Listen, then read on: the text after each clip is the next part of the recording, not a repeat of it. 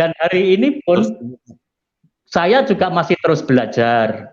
Jika masih ada kebenaran selain Tuhan Yesus, saya pun juga tidak akan segan-segan untuk meninggalkan Yesus jika ada kebenaran selain Yesus sampai hari ini. Seperti ajakan Saudara Julius tadi, ayo kita kembali kan begitu. Ya jika ada kebenaran selain Yesus atau jika ada kebenaran selain Isa Al-Masih, saya tidak akan segan-segan untuk meninggalkan Isa Al-Masih. Tapi faktanya sampai hari ini saya belum menemukan kebenaran yang lebih benar, atau dengan kata lain kebenaran selain Isa seperti itu.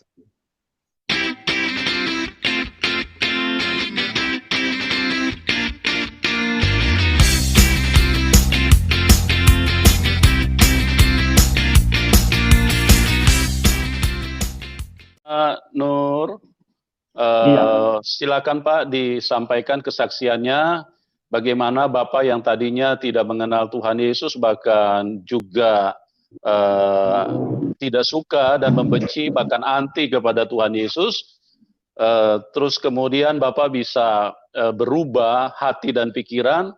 Bagaimana ceritanya Bapak bisa saksikan pada kesempatan ini, supaya bisa memberkati banyak umat Tuhan dimanapun mereka bisa melihat kita pada malam hari ini. Silakan Pak Muhammad Nur, sampaikan kesaksiannya Pak. Baik, selamat malam. Assalamualaikum warahmatullahi wabarakatuh.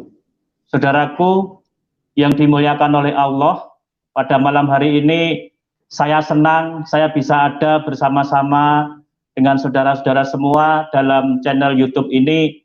Kami diberi kesempatan waktu untuk menceritakan kasih Allah yang sudah bekerja begitu rupa dalam setiap perjalanan kehidupan saya. Bersyukur karena anugerah Allah, saya boleh mendapatkan hidayah, saya boleh mendapatkan anugerah, saya boleh mendapatkan kasih karunia, sehingga kami boleh mengenal Tuhan yang satu-satunya yang harus dipercaya oleh seluruh umat manusia. Saya berlatar belakang dari keluarga yang cukup taat untuk keyakinan dan agama saya yang dulu. Saya bersyukur dengan didikan keluarga itulah ada satu upaya untuk kami terus belajar dan belajar.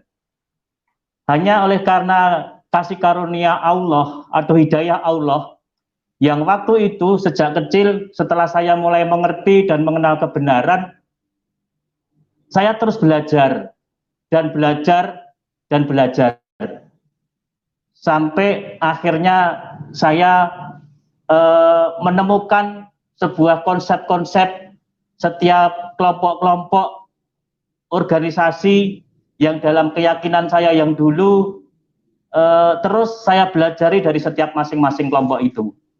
Kami dilahirkan dari keluarga NU, kami dididik begitu kuat, dan ada kesempatan kami untuk belajar di sekolah Islam juga. Waktu saya SMA, kami sekolah di Muhammadiyah, dan dari situlah saya terus belajar, saya terus mencari, saya menggali sebuah kebenaran. Nah, ini yang terus membuat saya terus mau belajar, hanya karena apa? Saya tidak pernah puas dengan yang ada waktu itu. Waktu itu saya dididik, waktu itu setiap saya kajian, saya mencoba ketika para guru saya dan ustadz saya memberikan satu ruang pertanyaan, ketika justru saya bertanya, ujung-ujungnya ketika terjadi satu perdebatan, saya justru dimaki-maki. Yang saya dikatakan dasar kamu Bani Israel, pernah juga saya dikatakan dasar kamu Syiah, dan hal-hal yang membuat justru kami tidak nyaman. Tetapi justru hal yang tidak nyaman itu membuat saya terus belajar, membuat saya terus menggali. Apa sih kok sampai dikatakan hal seperti itu? Bapak Ibu, saudaraku yang dimuliakan oleh Allah, ketika dalam perjalanan saya terus mencari dan mencari, pernah saya terjebak pada satu kelompok yang namanya kelompok fundamentalis atau kelompok radikalis. Waktu itu karena saya bertemu dan dididik dengan sebuah konsep dan dengan sebuah visi misi yang sangat rapi, tertata, begitu luar biasa. Saya berpikir ini adalah satu kebenaran. Saya berpikir ini adalah satu kebenaran yang memang harus diperjuangkan dan yang memang harus ditegakkan. Waktu itu kami didoktrin dengan satu ayat yang membuat saya terus berjuang, yang membuat saya terus untuk intent, untuk mengikuti sebuah kajian terus. Karena memiliki sebuah goal, memiliki sebuah tujuan yang sangat jelas. Yaitu dalam setiap kajian-kajian selalu dilontarkan bahwa kita sebagai orang Muslim, kita sebagai orang beriman, kita sebagai orang Islam harus menjalankan benar-benar yang namanya ajaran Islam itu secara kafah. Nah, yang menjadi dasar bagi perjuangan kami waktu itu adalah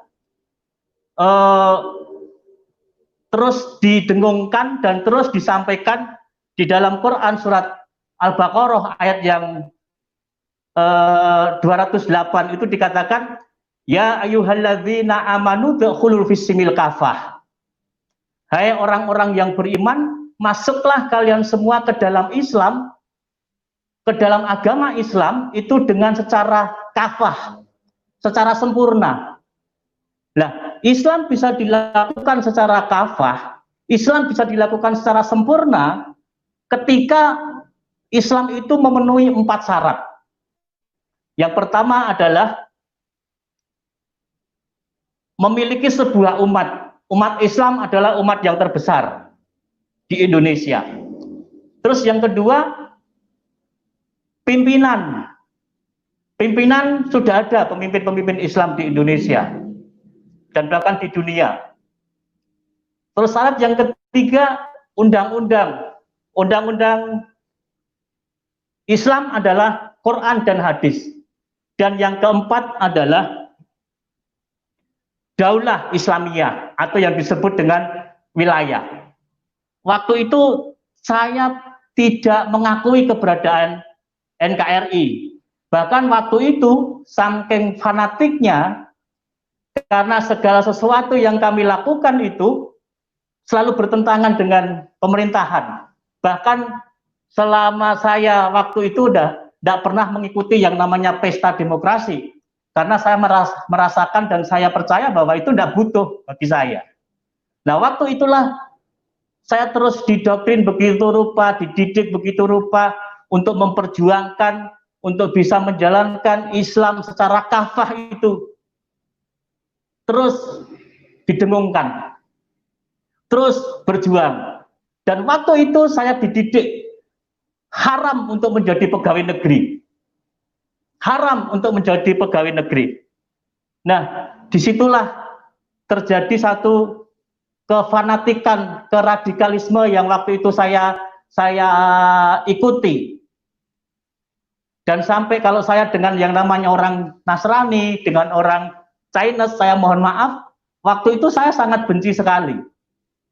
Ketika kita mau mendirikan negara Islam, atau ketika kita mau menjalankan Islam secara kafah dengan memenuhi 4 syarat, yang ketiga sudah terpenuhi, tinggal satu yang namanya daulah Islam. Tiba-tiba kok mau direbut untuk mendirikan daulah Islam. Tidak mungkin. Toh misalkan itu terjadi, pasti akan terjadi yang namanya peperangan. Pasti akan terjadi yang namanya pertumpahan darah. Sementara itu terus kita perjuangkan, terus kita dengungkan, terus kita suarakan. Dan saya terus mulai belajar menggali lagi. Apakah ya benar? Apakah ya memang harus seperti ini? Apakah terus harus bermusuhan sementara kita adalah satu negara, sementara kita adalah saudara yang hanya dalam rangka untuk menjalankan syariat Islam secara kafah itu harus terjadi satu pertumpahan darah. Pas waktu perjalanan saya ke satu kota di Jawa Timur, kami menemukan satu kelompok Syiah. Dan kelompok Syiah ini kami sangat bersahabat. Kami menjadi bagian dari keluarga. Saya dengan teman saya menjadikan teman yang sangat dekat. Dan dari situlah saya mulai berinteraksi, saya mulai berdiskusi dengan kelompok Islam Syiah yang ternyata notabene dengan kelompok Islam Syiah itu menghantarkan saya untuk bertemu dengan satu pribadi yang namanya adalah Imam Mahdi. Dalam kelompok Islam Syiah menunggu kedatangan Imam Mahdi yang kedua. Di dalam kelompok Kristen menunggu kedatangan Imam Mahdi atau Tuhan Yesus yang kedua. Nah, dalam proses perjalanan saya terus menggali dan belajar. Sementara waktu itu tingkat fanatisme saya sangat tinggi. Dan saya juga memiliki satu visi misi dalam diri saya. Saya akan membawa orang-orang untuk masuk Islam. Saya membawa orang-orang untuk mempercayai keyakinan yang saya yakini waktu itu. Dan akhirnya oleh karena kesempatan yang Allah berikan, saya berhasil memualafkan orang Nasrani. Nah, proses perjalanan yang begitu rupa, kami terus menggali dan kami terus belajar dalam konsep Islam Syiah. Yang Islam Syiah juga mempercayai ada 12 imam, dan imam yang terakhir adalah Imam Mahdi yang nanti akan datang di akhir zaman, akan menjadi Imam Mahdi yang akan menjadi penyelamat seluruh umat. Sehingga dalam konteks berdoanya pun orang Syiah juga berdoa di dalam nama Imam Mahdi atau memakai wasilah atau perantara Imam Mahdi. Nah, sayangnya Islam Syiah ini oleh kelompok orang Sunni ini dikatakan sesat. Ketika dalam perjalanan saya untuk mengambil sebuah keputusan, saya juga bergejolak. Saya memiliki satu sikap yang cukup keras dan tegas. Nah, waktu itu saya ada pendekatan dengan salah seorang teman, dan teman ini beragama Nasrani, dan ini orangnya cukup saleh.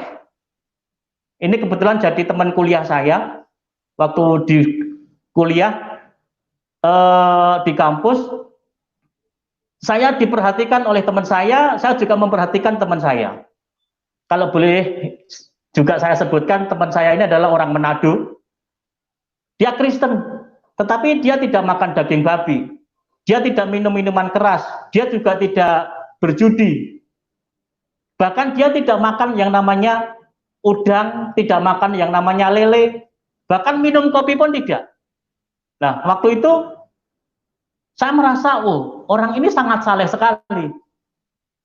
Saya sempat dikasih satu statement dari dia,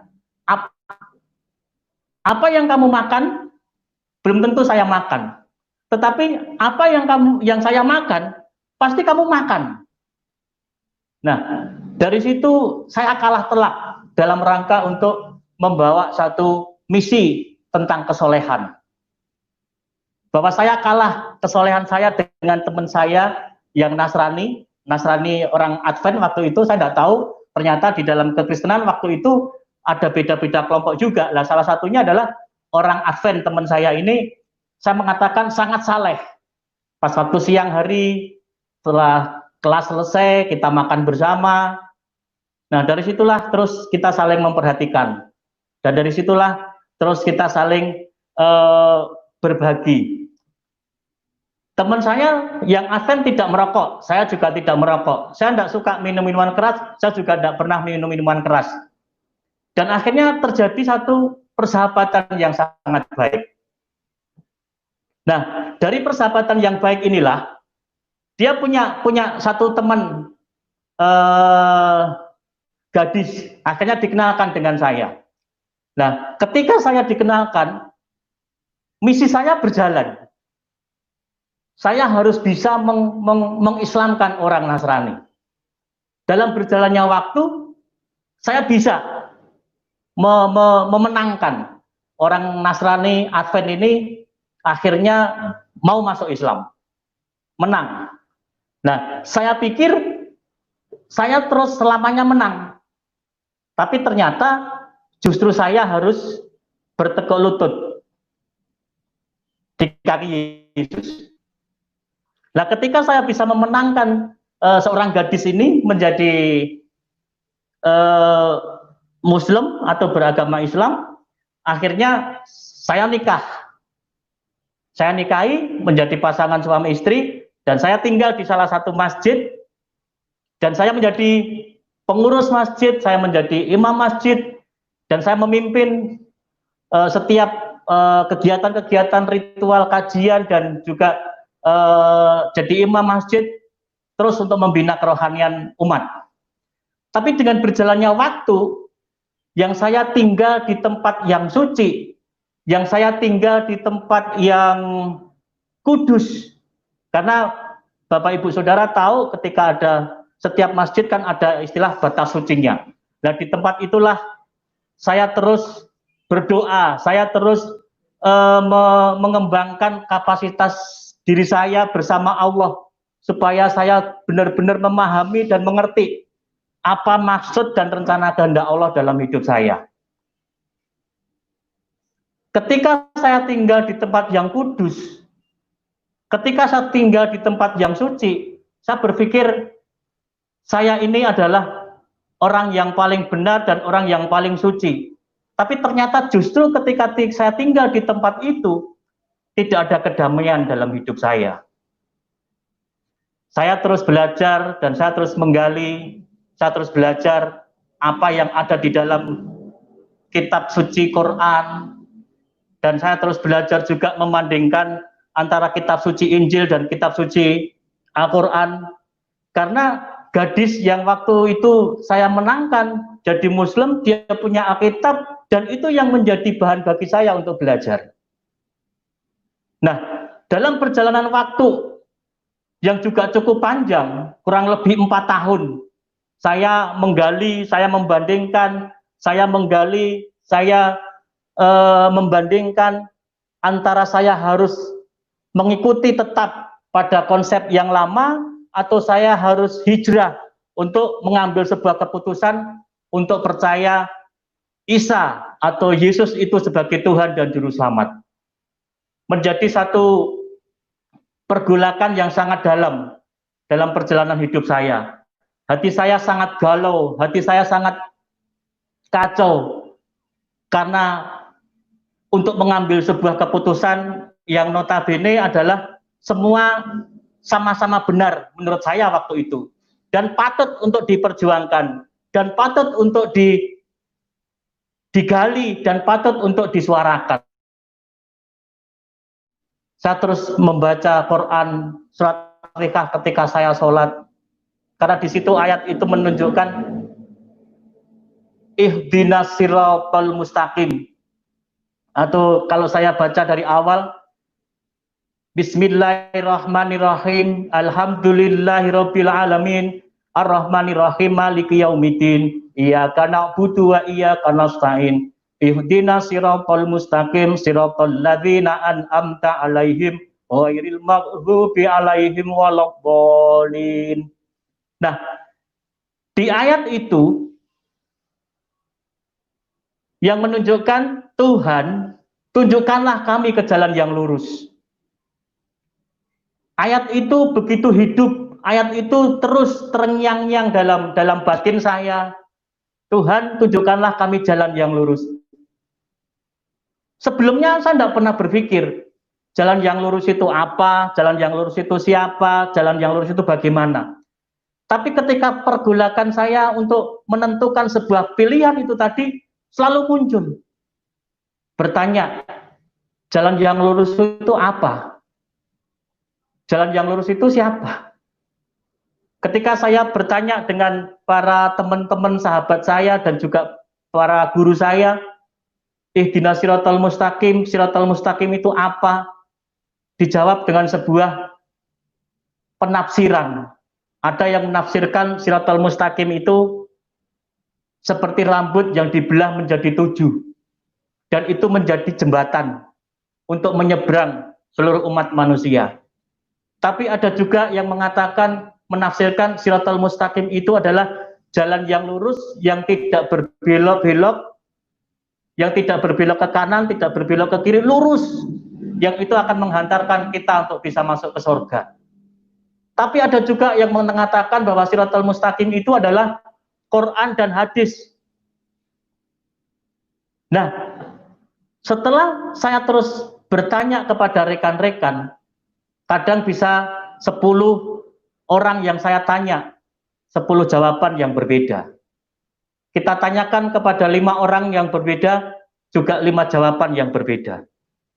Akhirnya saya terus belajar, saya terus menggali, saya diskusi dengan istri saya. Terus saya terus belajar mendekatkan diri lagi kepada Allah, dan dalam kondisi hati yang kacau, dalam kondisi hati yang galau.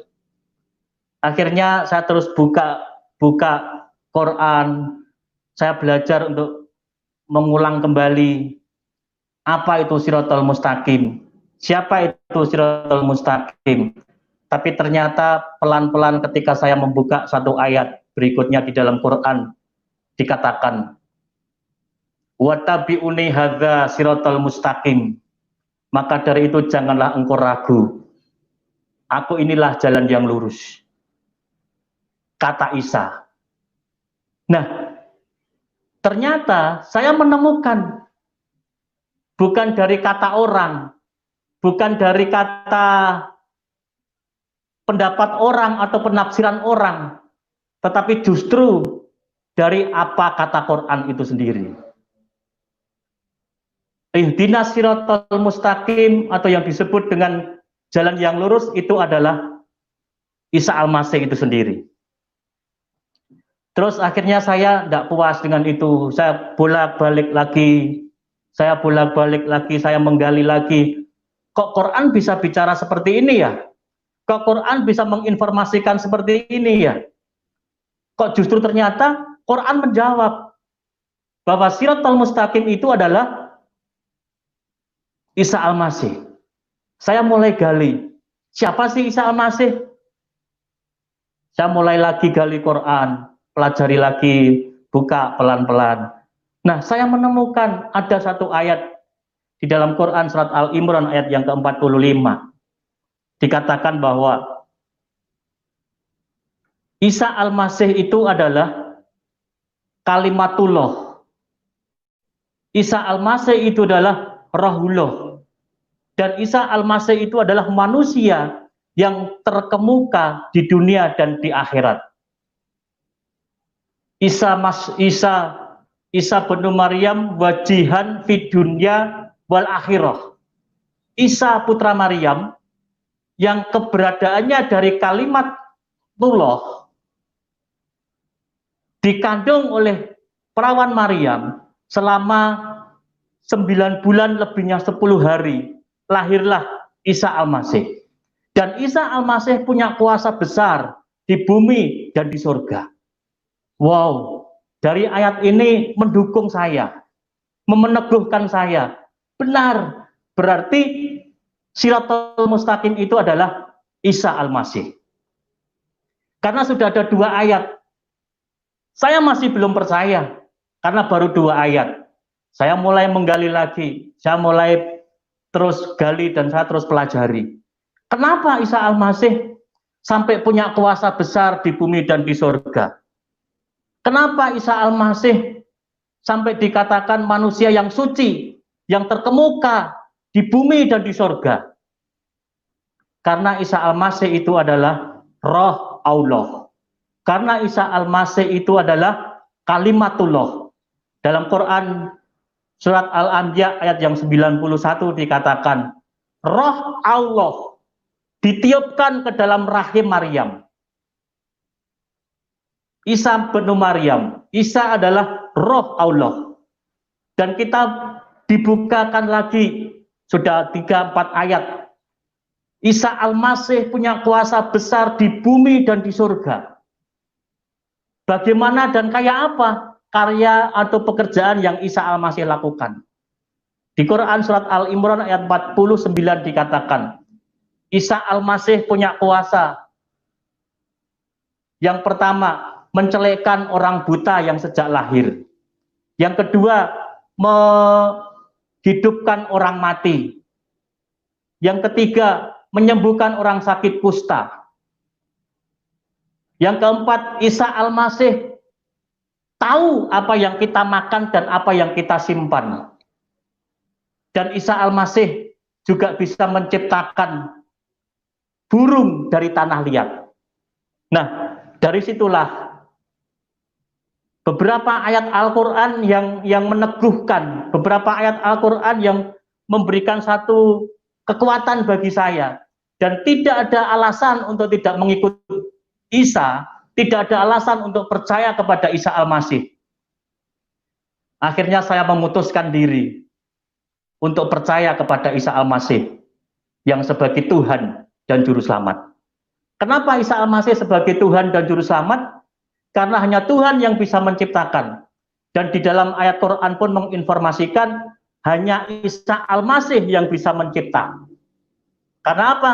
Isa Al-Masih menciptakan burung dari tanah liat. Dan akhirnya itulah yang menjadi satu keputusan saya untuk mengambil kepercayaan bahwa Isa Al-Masih itu adalah sebagai Tuhan dan Juru Selamat dalam pribadi saya. Waktu itu ketika saya sharingkan dengan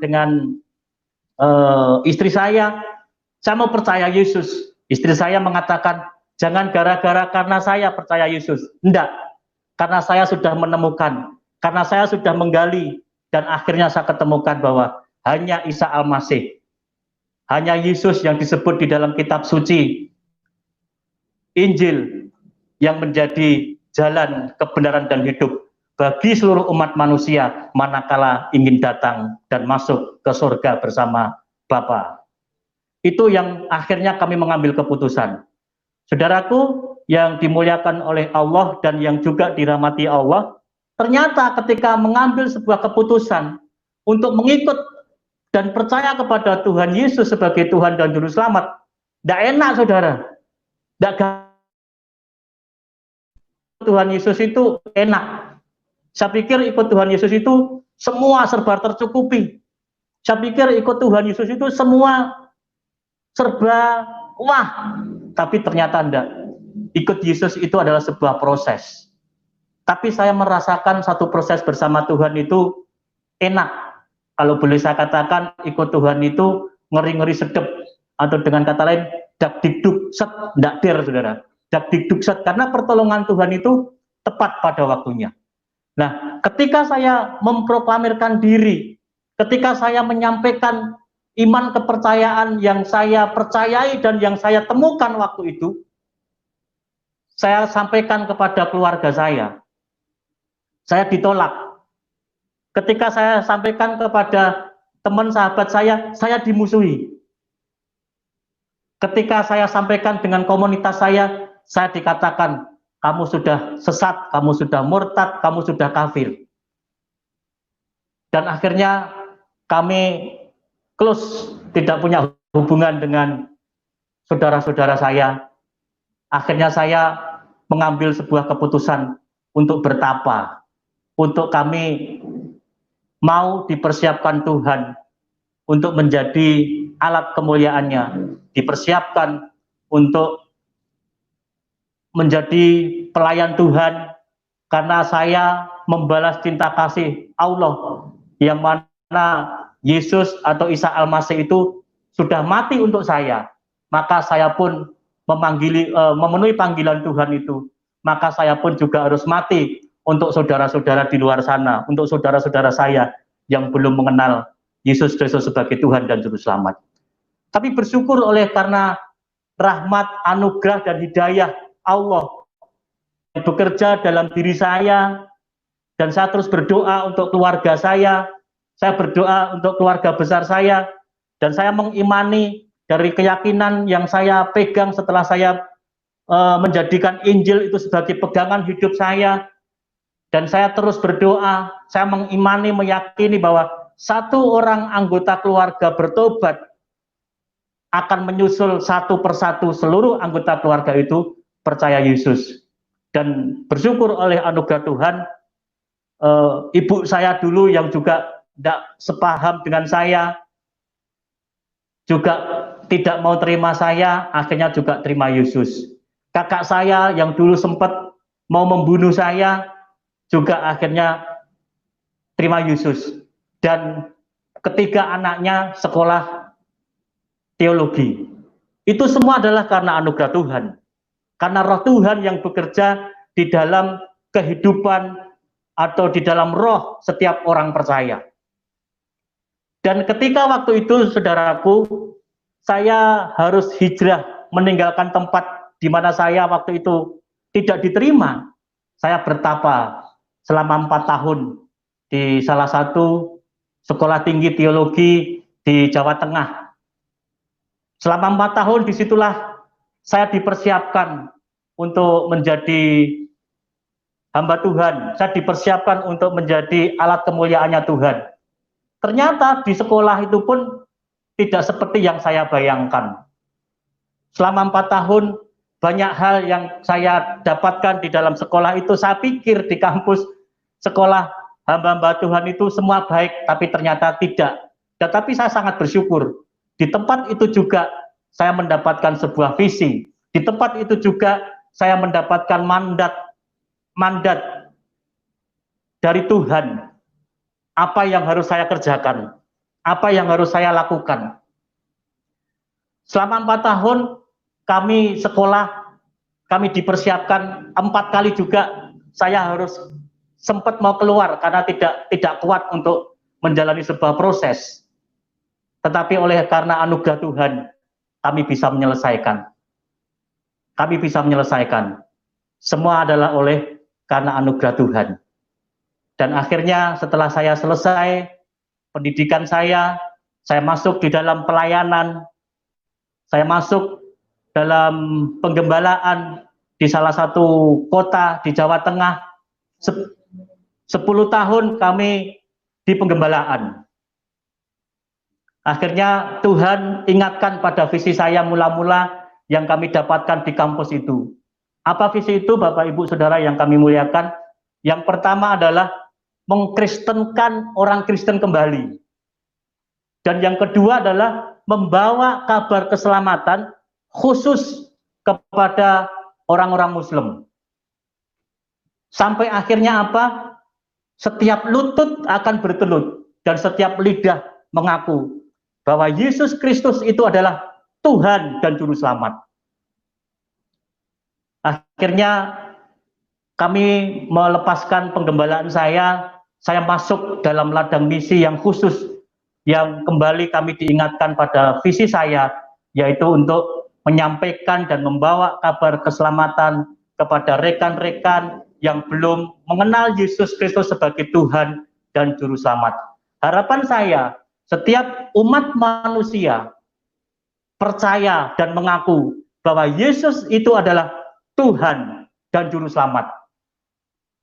Dengan mengaku Yesus Kristus sebagai Tuhan dan Juru Selamat, akan mendapatkan satu jaminan kekekalan, akan mendapatkan jaminan hidup di surga bersama Tuhan Sang Pencipta.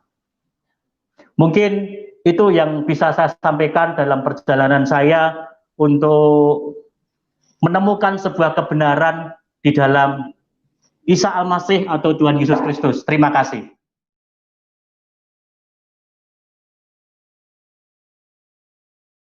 Silakan Pak Julius. Selamat malam, Pak apa namanya nih ya? Dengan Pak apa? Pak Muhammad Nur Wiji, ya. Nur ya. Mantan Ya. imam gitu Pak. Ya, imam.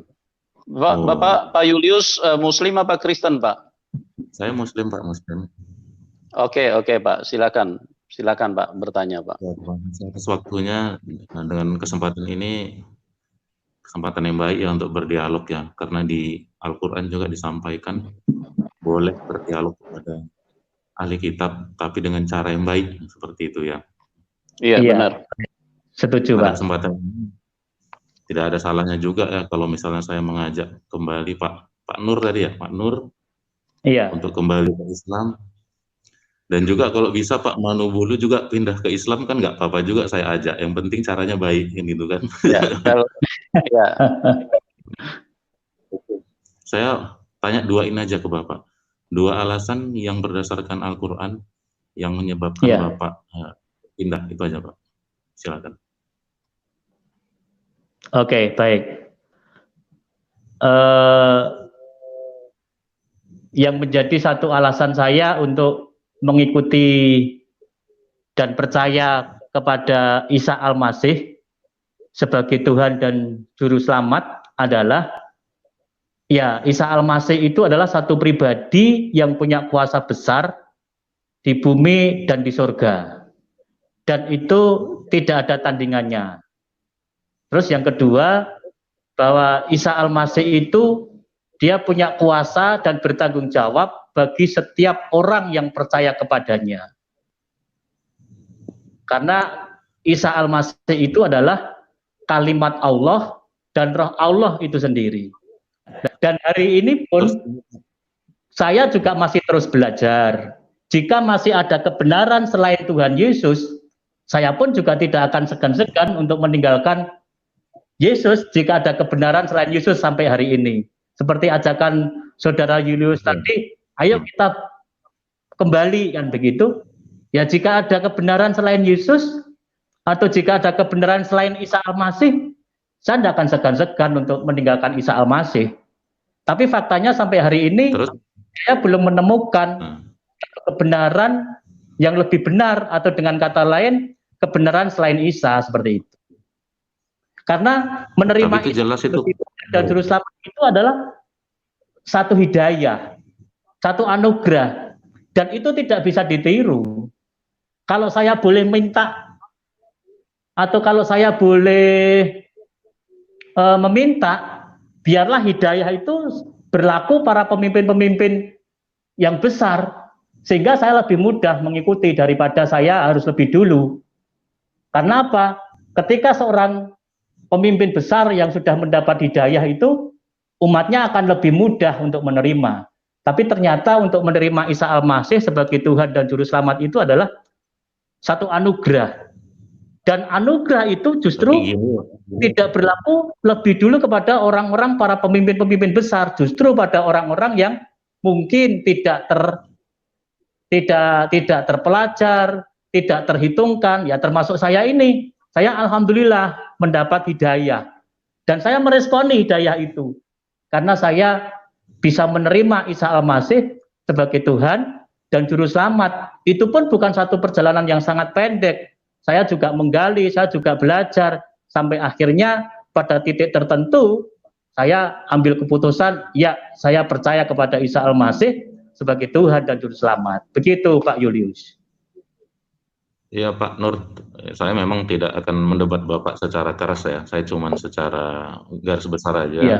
Secara prinsip, Baik, Pak. saya mengajak Iya. Bapak untuk kembali, karena kalau boleh saya misalnya membicarakan sedikit saja tentang Trinitas atau status Nabi Isa yang Iya. sekarang Bapak iman, itu kan nggak jelas itu Pak, ini menurut saya ya, nggak jelas. Iya. Kadang dia disebut Allah, kadang dia disebut Tuhan yang menjelma jadi manusia, kadang dia disebut Allah itu sendiri. Jadi itu sebenarnya antara ini aja, antara menjelma sama antara utusan juga kan berbeda. Kadang dia disebut utusan, makanya Yesus kan berdoa menengadah ke langit. Kadang juga dia menjelma loh, jadi semana berdoa pada dirinya sendiri. Ya ini memang gila, ini kan kalau dibicarakan akan panjang. Cuman saya mengajak Bapak untuk kembali dengan yang menurut logika tidak bisa diterima logika gitu. Dan baik. Ya, saran saya kembali aja lah ke Islam. Saya juga ke Pak Pendeta Manubulu sekalian Pak, kembali ke Islam Pak. Saya rasa itu aja dari saya Pak ya. Terima Ya, kasih Pak oke, Nur Pak. Manuluhulu. Ya, oke.